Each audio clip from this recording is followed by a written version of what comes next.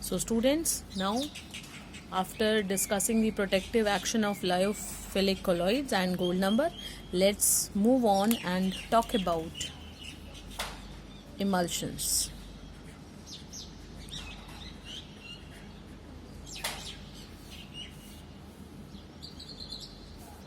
Emulsions क्या हैं? Emulsions are colloidal solutions of liquid in liquid, यानी आपका डीपी और डीएम दोनों ही क्या हैं? लिक्विड्स हैं। दो इमिसिबल लिक्विड्स के कोलॉइडल सॉल्यूशंस को कहा जाता है इमल्शंस। ठीक है, तो जो इमल्शंस हैं उनके अंदर भी वही डीपी और डीएम रहेगा, राइट। अब लेकिन दोनों क्या होंगे? लिक्विड होंगे। इमल्शंस को बनाने के लिए इमल्सिफाइंग एजेंट्स यूज किए जाते हैं, okay, which act as bridge between DP and DM। दोनों इमिसिबल लिक्विड्स को आपस में मिक्स करने के लिए एक ब्रिज की तरह से काम करता है आपका emulsifying agent, just like a soap molecule और you can say a detergent molecule. ये आपके इमल्सीफायर्स या इमल्सिफाइंग एजेंट्स की तरह से इनको बोला जाता है। Next one is emulsification. What is emulsification? The process of making emulsions, ठीक है, is known as emulsification। और demulsification क्या होगा? बिल्कुल उल्टा, ठीक है। The process of separating two liquids from emulsions is known as demulsification। तो बच्चों जो आपके emulsions हैं वो टू टाइप्स के होते हैं। There are two types of emulsions। What are the types of emulsions? They are oil in water, यानी आपका जो DP है वो आपका ऑयल यानी ऑर्गेनिक सब्सटेंस है, और जो DM है वो आपका वाटर है। और एक इससे उल्टा, second one is water in oil, जिसका मतलब हुआ कि जो DP के पार्टिकल्स हैं वो आपके वाटर हैं यानी कम पार्टिकल्स होते हैं, याद रखिएगा। और जो DM के पार्टिकल्स हैं वो आपके ऑयल या ऑर्गेनिक सब्सटेंस है, ठीक है। तो ये दो तरह के आपके इमल्शंस हैं, oil in water and water in oil. Examples हैं इनके। ऑयल इन वाटर का एग्जाम्पल हो गया ऑयल कम वाटर ज़्यादा, जैसे कि वाटर बेस्ड पेंट्स या फिर वैनिशिंग क्रीम। वैनिशिंग क्रीम समझते हैं, जो समर्स में अप्लाई की जाती है, थोड़ी ड्राई क्रीम्स होती हैं जिनको लगाने से आपको ऐसा लगता है कि जो है ड्राइनेस की फीलिंग आ रही है। So that is this one, oil in water. Water in oil का एग्जांपल हो गया आपका इमल्शन पेंट्स, या जिनको प्लास्टिक पेंट्स भी कहा जाता है, ऑयल बेस्ड पेंट्स कहा जाता है, ऑयल बेस्ड पेंट्स, ठीक है। और इसके अलावा cold creams, they are examples of water in oil emulsion, ठीक है। अच्छा जी, अब ये जो डिफरेंट टाइप के इमल्शन है इनको एक दूसरे से डिफ्रेंशिएट करने के लिए या रिकॉग्नाइज करने के लिए अलग अलग तरीके से टेस्टिंग की जा सकती है, जिनमें से एक मेथड है डाई मेथड। डाई जो डाइज होती हैं जनरली बेटा वो ऑर्गेनिक सब्सटेंसेस होते हैं, और वो ऑर्गेनिक सब्सटेंस के साथ ही सॉल्युबल होंगे। तो अगर हम इन दोनों इमल्शंस को ले लेते हैं, हमें नहीं पता कौन सी तरह का इमल्शन है, और हमने उसके अंदर वो डाई डाली, तो जो डाई है जिसके अंदर ऑयल ज़्यादा होगा वहाँ पर अपना ज़्यादा कलर शो करेगी, और जहाँ पर वाटर ज़्यादा होगा वहाँ पर उतना ज़्यादा कलर शो नहीं करेगी। इस तरीके से हम डिफ्रेंशिएट कर सकते हैं। इसी तरीके से कंडक्शन मेथड,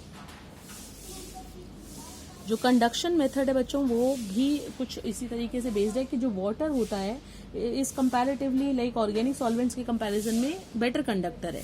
तो कंडक्शन जब हम करते हैं तो ऑयल इन वाटर का स्पेसिफिकली पता चल जाता है, लेकिन वाटर इन ऑयल में कंडक्शन नहीं हो। तो बच्चों ये कुछ चीज़ें थी इमल्शंस के बारे में, which was given as a separate small separate topic as per the CBSE syllabus is concern, ठीक है। और इसके अलावा जो है अब हमने डिस्कस करनी है applications, last topic of colloids. Colloids की क्या क्या एप्लीकेशंस हैं, ठीक है। तो जो कोलॉइड्स हैं बच्चों उसकी बहुत सारी एप्लीकेशंस हैं, जिसमें आपके बहुत सारे ऐसे प्रोडक्ट हैं जो कोलॉइड्स ही हैं और हम उन्हें डायरेक्टली यूज़ कर रहे हैं। जैसे मैंने कुछ एग्जांपल्स दिए थे, बटर, मिल्क, ठीक है, jellies, different type of gels, या फिर जो परफ्यूम्स में मिस्ट आती हैं, ये सब चीज़ें जो है वो एज अ डायरेक्ट प्रोडक्ट आप उन्हें कंज्यूम कर रहे हो, ठीक है। Colloidal products are directly used. इसके अलावा इन मेडिसिनल इंडस्ट्री, मेडिसिन के अंदर कोलॉइड्स का बहुत ज़्यादा इंपॉर्टेंट रोल है। इंट्रामस्कुलर इंजेक्शंस की फॉर्म में जो है गोल्ड सोल को यूज़ किया जाता है। इसके अलावा जो आपका सिल्वर का जो कोलॉइडल सॉल्यूशन है उसको यूज़ करते हैं एज एन आई लोशन, ठीक है। काला अजहर जैसी बीमारियों को ठीक करने के लिए आर्सेनिक का कोलॉइडल सॉल्यूशन, आर्सेनिक सल्फाइड का कोलॉइडल सॉल्यूशन यूज़ किया जाता है। तो इस तरीके से बहुत सारे मेडिसिनल यूजेस हैं of different type of colloids. Medicinal uses के अलावा डेल्टा फॉर्मेशन। डेल्टा फॉर्मेशन क्या है? जब आपका रिवर वाटर सी वाटर से मिलता है तो वहाँ पर धीरे धीरे उस पॉइंट पे जहाँ पे वो मिल रही होती हैं दोनों आपस में, तो उस पर्टिकुलर एरिया में या पॉइंट के ऊपर जो है धीरे धीरे एक बहुत ही ज़्यादा फर्टाइल लेयर की फॉर्मेशन हो जाती है सॉइल के, and that is known as delta, ठीक है। तो डेल्टा फॉर्मेशन क्यों हुआ? ये भी एक तरह का कोएगुलेशन का कॉन्सेप्ट है कि जो रिवर वाटर है उसके अंदर क्ले के पार्टिकल्स होते हैं, ठीक है, और वो जो क्ले के पार्टिकल्स होते हैं वो कोलॉइडल पार्टिकल्स हैं, राइट। और जब वो सी वाटर विच कंटेन सॉल्ट यानी इलेक्ट्रोलाइट जब उसमें प्रेजेंट होता है तो वहाँ पर जैसे ही उससे मिलता है कोएगुलेशन होता है, और कोएगुलेशन जब होगा तो पार्टिकल धीरे धीरे सेटल डाउन होने लग जाएंगे, और ऐसा प्रोसेस होते होते कई सालों में जाकर के डेल्टा फॉर्मेशन हो जाता है। Next one is artificial rain, ठीक है। रेन आर्टिफिशियली कराई जाती है क्लाउड्स के ऊपर सॉल्ट्स को स्प्रिंकल करके।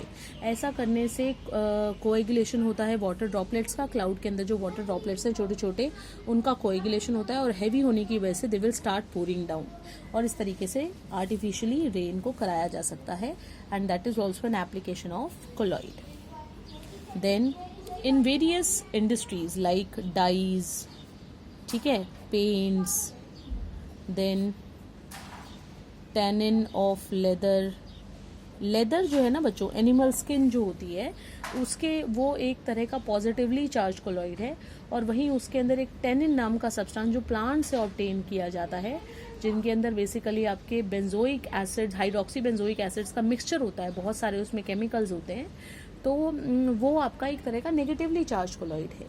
जब एनिमल के हाइड को या स्किन के सॉल्यूशन को टैनिन में डाल करके सोक करके रखा जाता है तो उन दोनों का ही कोएगुलेशन हो जाता है, और एक इस तरीके से जो आपका लेदर है, जो एनिमल स्किन है, वो हार्ड हो जाती है, और इसी को ही टैनिन ऑफ लेदर कहा जाता है, ठीक है। तो ये मैंने यहाँ पर सिर्फ कुछ एप्लीकेशंस मेंशन की हैं, आप बहुत सारी और एप्लीकेशंस भी ऑब्जर्व कर सकते हो, देख सकते हो। तो आई वुड रिक्वेस्ट यू कि ये जो एप्लीकेशन ऑफ कोलॉइड्स हैं, ये पार्ट जितना मैंने आपसे डिस्कस किया उसके अलावा भी ज़रूर कुछ पॉइंट्स देखिएगा, ठीक है, and do prepare this topic of application of colloids in a bit detail, ठीक है। तो ये था अबाउट कोलॉइड्स। तो यहाँ जहाँ कोलॉइड्स खत्म हुआ है, मैं यहीं से ही नेक्स्ट और लास्ट टॉपिक सरफेस केमिस्ट्री का बच्चों शुरू करने वाली हूँ, और वो है कैटालिसिस जो फिनोमिना है, this is a phenomena in which catalyst is used, okay, to increase the speed of reaction. We know all very well कि कैटलिस्ट एक ऐसा सब्सटेंस है जो आपके किसी भी रिएक्शन की स्पीड को फास्ट करता है और खुद उसमें कंज्यूम नहीं होता रिएक्शन के दौरान, that is known as a catalyst, ठीक है। जो कैटालिसिस का फिनोमिना है बच्चों, वो दो तरीके से हो सकता है। एक होता है होमोजीनियस कैटालिसिस और एक होती है हेट्रोजीनियस कैटालिसिस। होमोजीनियस का मतलब है reactants, products and catalyst in same phase, all are gases, all are liquids, then it is homogeneous. Heterogeneous means reactant, products and catalyst in different phase. तो ये जो different phase वाला concept है ना, ये ही हमारे लिए काम का है, हेट्रोजीनियस कैटालिसिस जो है वो बेसिकली एड्सॉर्प्शन पे यानी सरफेस के ऊपर बेस्ड है, सरफेस केमिस्ट्री का ही एक पार्ट इसे माना जाता है। ठीक है, so let's talk about now theory of heterogeneous catalysis. Examples जैसे हेबर प्रोसेस, अमोनिया गैस की प्रिपरेशन करते हैं नाइट्रोजन और हाइड्रोजन से, और उसमें जो कैटलिस्ट यूज करते हैं वो आयरन सॉलिड है, ठीक है, और वहीं पर ये जो आप बाकी ले रहे हो रिएक्टेंट प्रोडक्ट वो गैसेज हैं, तो डिफरेंट फेजेस हो गए। That is example of heterogeneous catalysis. तो जो थ्योरी है इसकी वो पूरी की पूरी एड्सॉर्प्शन के ऊपर बेस्ड है। कैसे होगा प्रोसेस? सबसे पहले होगा डिफ्यूजन ऑफ रिएक्टेंट्स एट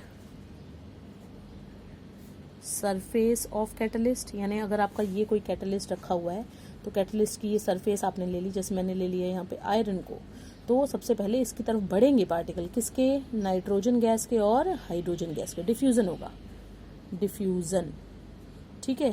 फिर क्या होगा? उसके बाद होगा बच्चों adsorption, adsorption of reactants at surface of catalyst. थोड़ी देर के बाद यहाँ पर नाइट्रोजन और हाइड्रोजन के जो पार्टिकल्स हैं वो धीरे धीरे एड्सॉर्ब होने शुरू हो जाएंगे, ठीक है। थर्ड स्टेप में क्या होगा? जो रिएक्टेंट है, reactant will react to form product. अब आपस में रिएक्टेंट रिएक्ट कर जाएंगे और रिएक्शन करने के बाद वो क्या बना देंगे? इसी कैटलिस्ट की सरफेस के ऊपर कुछ नया बना देंगे, प्रोडक्ट की फॉर्म में आ जाएगा जो, ठीक है। अब प्रोडक्ट बन गया। फोर्थ स्टेप क्या होगा? फोर्थ स्टेप होगा डिसॉर्प्शन, यानी एड्सॉर्प्शन का उल्टा, desorption of products, desorption of products. तो जो आपकी हेट्रोजीनियस कैटालिसिस है वो पूरा का पूरा इसी फिनोमिना एड्सॉर्प्शन पे बेस्ड है। एड्सॉर्प्शन होना भी उतना ही जरूरी है, डिसॉर्प्शन होना भी उतना ही जरूरी है। आपका जो कैटालिस्ट है वो इस तरीके का होना चाहिए कि वो रिएक्टेंट के पार्टिकल्स को अपने ऊपर जल्दी से एड्सॉर्ब कराए, और वहीं जो प्रोडक्ट हैं उनको जितनी जल्दी हो सके उन्हें क्या कर दे? अपनी सरफेस से फ्री कर दे, डिसॉर्ब करा दे, तभी जाके जो है एक गुड कैटालिस्ट की तरह से वो बिहेव कर सकता है, ठीक है। तो जो बच्चों कैटलिस्ट है उसमें आपको एक स्पेशल तरह का कैटलिस्ट बनना है, और वो है शेप सेलेक्टिव कैटलिस्ट। ये जो कैटलिस्ट हैं इनके नाम में लिखा हुआ है शेप सेलेक्टिव, लेकिन एक्चुअली में ये साइज सेलेक्टिव होते हैं। कैसे हैं ये catalyst? Those catalyst which have sieve tubes on its surface and increase speed of those reactions whose diameter of particle is of the order of these sieve tubes। ये कुछ खास तरह के कैटलिस्ट हैं जिन कैटलिस्ट की सरफेस के ऊपर ऐसे लंबे लंबे सीव ट्यूब्स होते हैं, यानी एक तरह की छलनी सी होती हैं, टनल्स होती हैं, ठीक है। और ये सिर्फ उन्हीं रिएक्शंस की स्पीड को फास्ट करते हैं जिनके पार्टिकल का साइज इन्हीं सीव ट्यूब के पार्टिकल इनके साइज के लगभग सिमिलर होता है। So they are called as shape selective catalyst. Example is zeolites, ठीक है। तो ये जो था बच्चों लास्ट टॉपिक था इस पर्टिकुलर यूनिट सरफेस केमिस्ट्री का। बहुत ही ज़्यादा इम्पॉर्टेंट है ये शेप सेलेक्टिव कैटलिस्ट और इसका एग्जाम्पल जियोलाइट। तो इस टॉपिक को भी आपने बहुत अच्छे से तैयार करना है। So that is all about surface chemistry everyone, and unit जो है आपका यहाँ पर कंप्लीट होता है। और जो मेरी नेक्स्ट वीडियो मैं पोस्ट करूँगी that would be from organic chemistry, ठीक है। तो फिजिकल केमिस्ट्री का जो पार्ट है वो हमने कंप्लीट कर लिया है और अब हम ऑर्गेनिक केमिस्ट्री को शुरू करेंगे। So stay tune for my upcoming lectures. Thank you everyone.